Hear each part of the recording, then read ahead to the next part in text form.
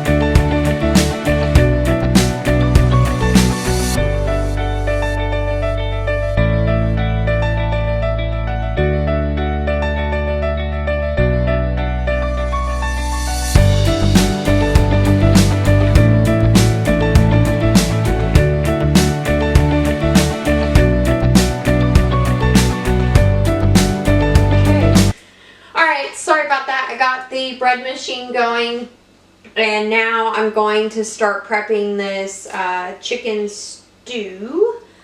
I've got all my ingredients laid out here, and I've got my canner out, but it's not prepped yet. I have my canning station outside ready to go. So yeah, let's get started on this chicken stew. Okay, so you need 1.5 cups of diced onion. I'm gonna grab a bowl real quick to put everything in as I chop it.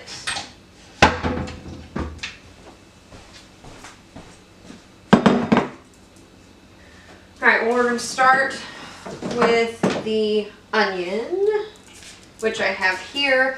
My recipe calls for 1.5 cups diced onion. I need to wash my knife. Yes, I have dishes in the sink from breakfast this morning.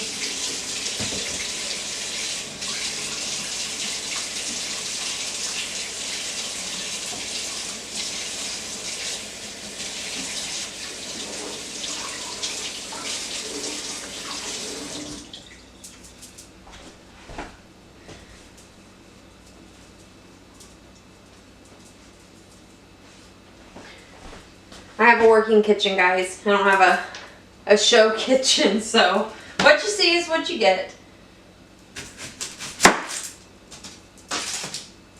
I believe this one large onion should be enough for what I need.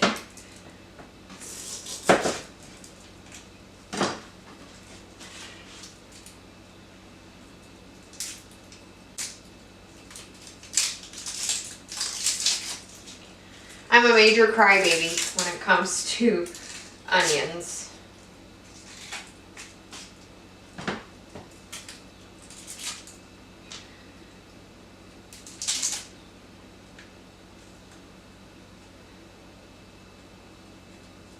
My eyes are already trying to water up on me. And I will save this. What I'll do is I'll put it in a baggie and put it in the freezer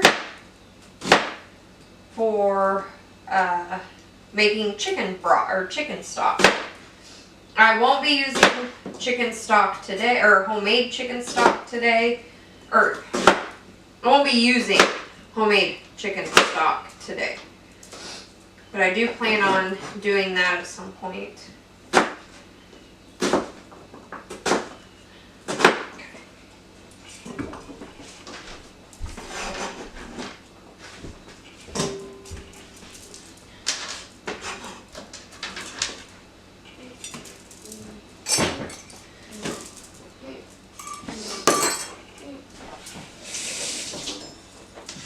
Let me just bring you in a little closer so you can kind of see what I'm doing. Alright, let's try that. You may not be able to see me very well, but at least you can see what I'm doing. Alright. Then we need 1.5 cups diced carrots. So I'm going to wash these real quick.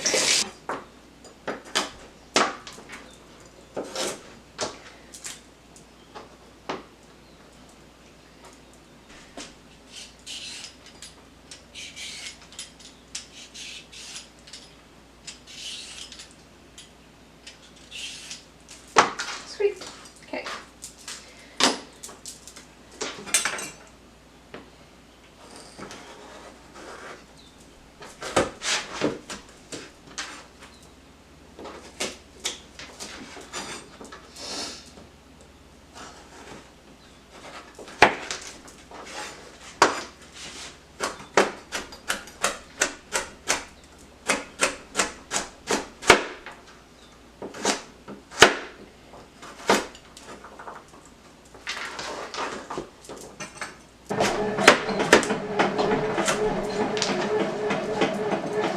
Okay, that's almost 2 cups. It'll be alright though. Alright, now we need just 1 cup of yellow potatoes. It actually calls for Yukon Gold, but I couldn't find any Yukon Gold at the store, so I just got some yellow Idaho.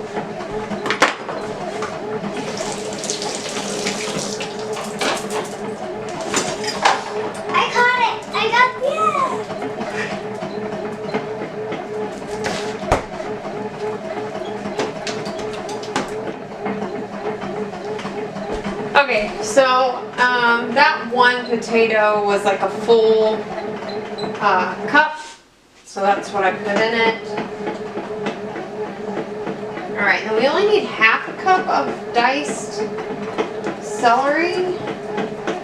So I'm willing to bet 1 stalk will do it. Actually, I might not even need a full stalk.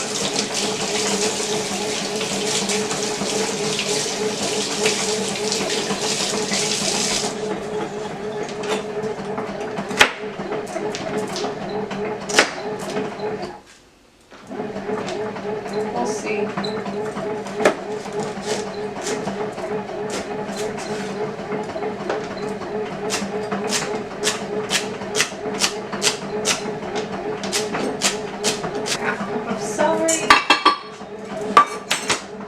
Okay, and then I know we're gonna need 1/2 cup of frozen sweet peas. I'm gonna put these back in the fridge and get out the sweet peas. Alright, can you see me? Okay, I got my works area cleaned up here. These next steps are going to go by kind of quickly. So I'm gonna go ahead and prep my canner and get my jars ready.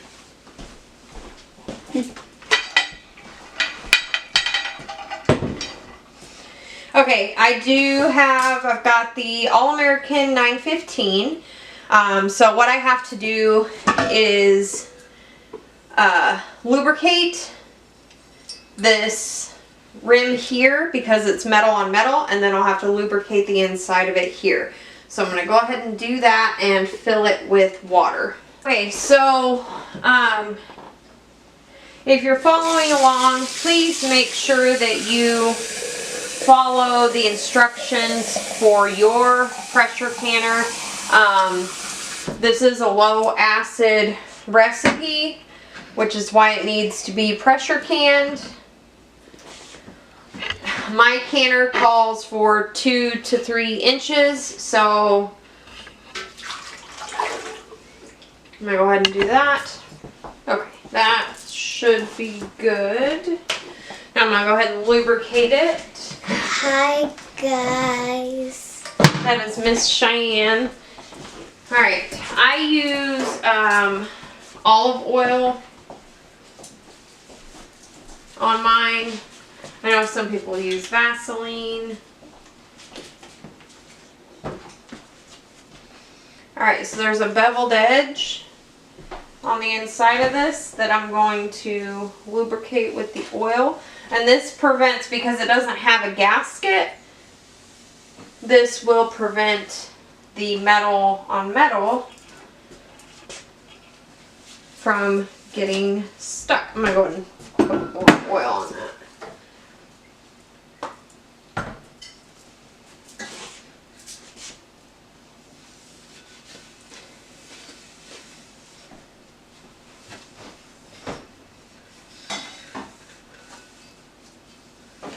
It doesn't have to be thick, just enough to keep it lubricated. Alright, now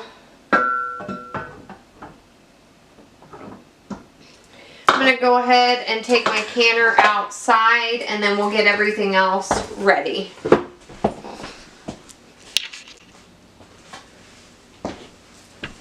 Alright, I got my canner ready. I got my jars prepped. They're all washed. The rings and lids are all ready to go.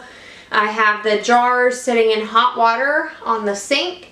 You want to make sure that the contents, your jar, and your canner are all relatively the same pressure so that you don't cause thermal shock, which will cause your jars to break. So we're going to be putting hot liquid in hot jars in a hot canner. I don't have the canner going yet because it won't take long for it to heat up. So usually what I do is right before I start filling my jars, I will go out and turn the canner on so it can start heating up. So by the time I'm done filling jars, get everything out there, then it's all pretty much the same temperature. And that's what works for me. Alright, so now we're going to get this cooking and get ready to fill our jars.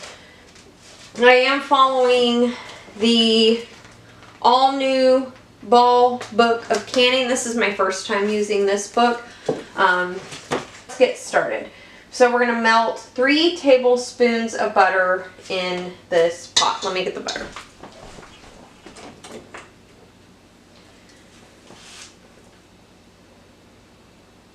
Okay, this recipe calls for diced fresh mushrooms and dry white wine. I am going to omit those 2 things from the recipe. I do have white wine, but my concern is the flavor profile with the white wine, so I'm not going to do it this time.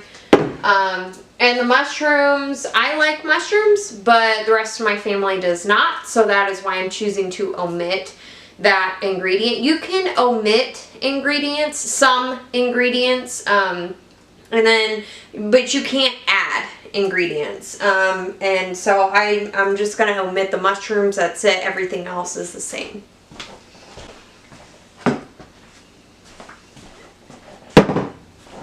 Alright, we're getting that nice and melted. And then once that's melted, I will add onions. Alright, so we're back. This is where we're at so far. We've got the onions sauteed. I had to cut up the chicken, so that's ready to go. And now we're getting ready to add our potatoes, carrots, and celery. Go ahead and dump those in the pot. The other vegetables in here now, we need, let's see, 5 cups of broth. Oh, I need this. I do not, I believe I already said this, but I don't have any homemade chicken stock, so I'm just using store-bought today. How many did I say? 5 cups.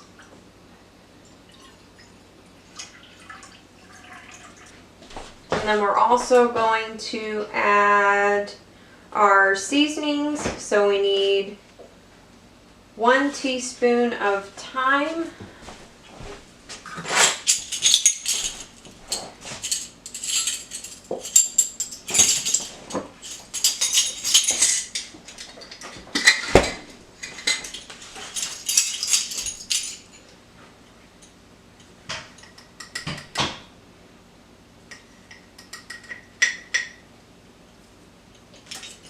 And then a teaspoon of salt.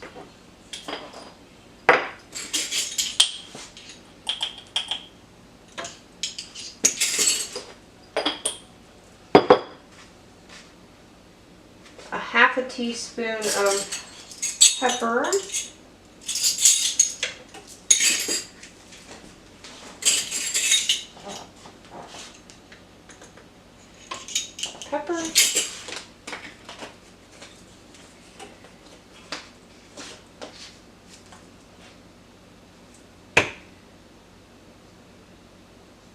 And 1 bay leaf.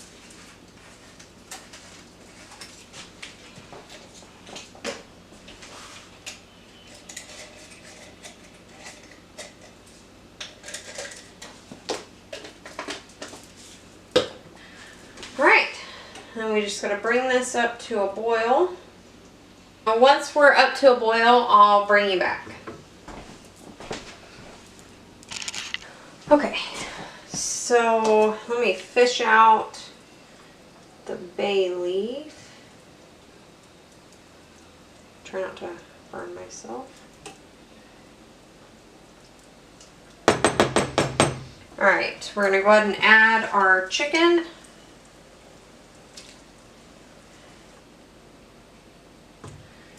Alright, let's go ahead and add the peas.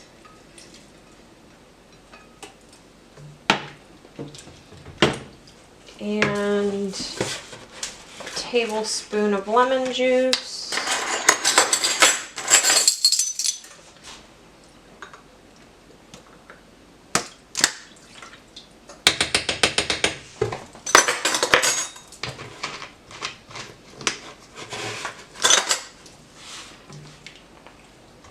Give that a good stir.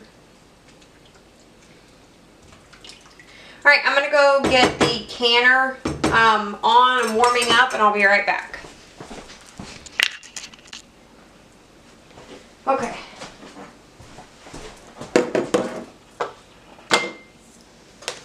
Put our bubbler.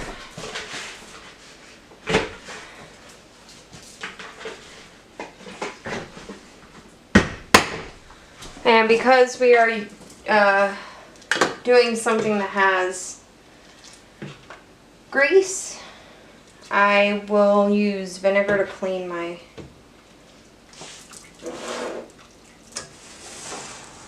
rims.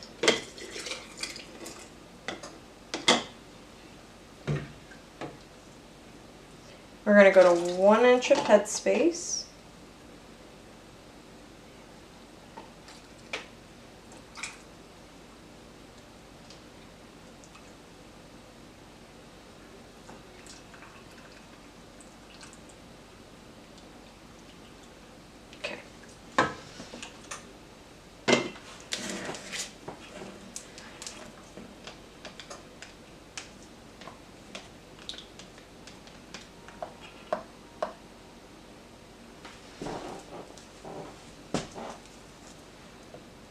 Perfect.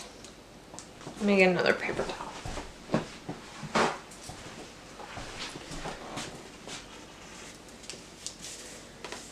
Alright, wipe the rim.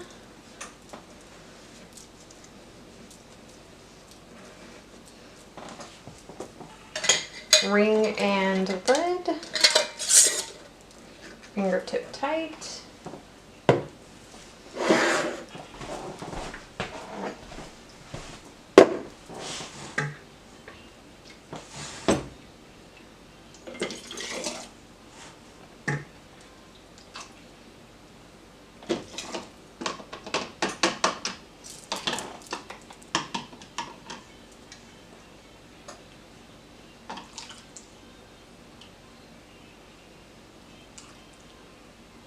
All right, let's go get these in the canner.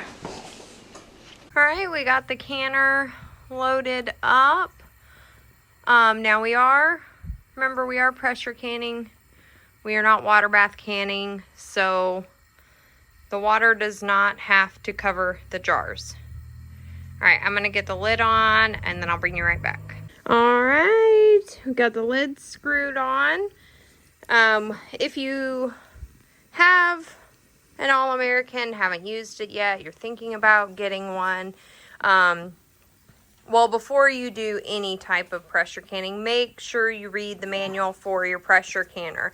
But with the All-American, when you tighten these wing nuts, you need to do opposite sides at the same time, just like you would if you were changing a tire, if you've ever changed a tire. But what we're going to do is we're going to wait for it to get nice and hot in there.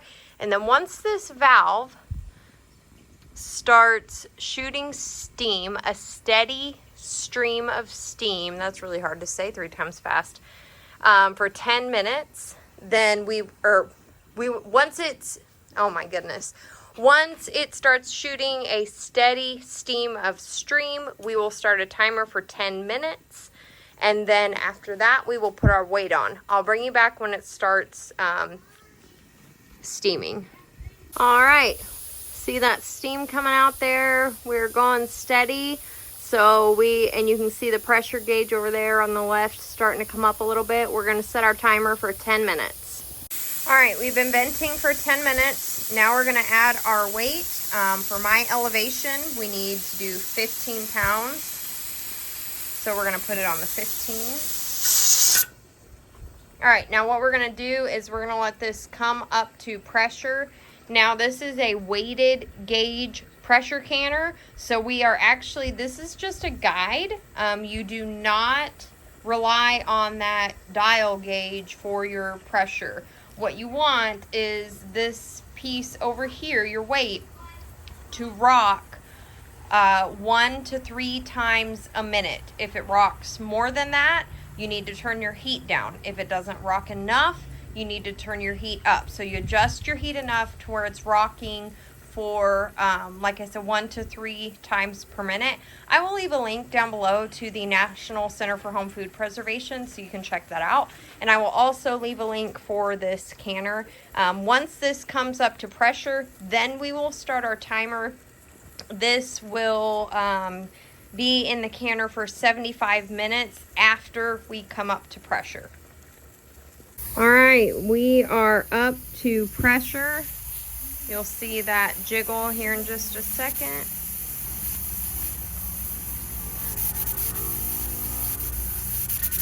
There we go, and that's what we're looking for. So I'm gonna go ahead and set my timer for 75 minutes. All right, our time is up. We have to let this depressurize on its own naturally. We will not remove the weight or touch it in any way, shape, or form until this gauge has come all the way back down to 0. Now, I do want to take this time to talk about something. So if at any point while you're pressure canning, your pressure drops, then you have to restart your time all over. That did happen to me while I was canning. I was about 20 minutes in and I noticed it wasn't rocking, and I looked up and the gauge had dropped a little bit. So I got it back up to pressure and started my time. So we have been out here for longer than the, timed 75 minutes. But it's just something you have to be aware of if you are going to be pressure canning. All right, so once this comes all the way back down to 0, I will pull these out. All right, we are all the way down to 0, so I am going to open this up. All right, here they are. They're all bubbling. It might be kind of hard to see because of the hard water on the jars, which is no big deal. I will clean that up before I put them in storage. So now we will have some chicken soup for pot pies, or you can add noodles to them or rice. Yeah. Do I look different? I was I was editing the video from the chicken pot pie that we made together. And I was going to add some noodle making that I was doing, and then the video got kind of long. I had some people asking about the recipe and the process, so I really wanted to leave all of those things in the video. So with the video being longer than I had originally anticipated it being, we're going to go ahead and end it here. But if you do want to see the noodles and all of that, then I'll be happy to post it. But in the meantime, I appreciate you watching, and we will see you in the next one. Bye.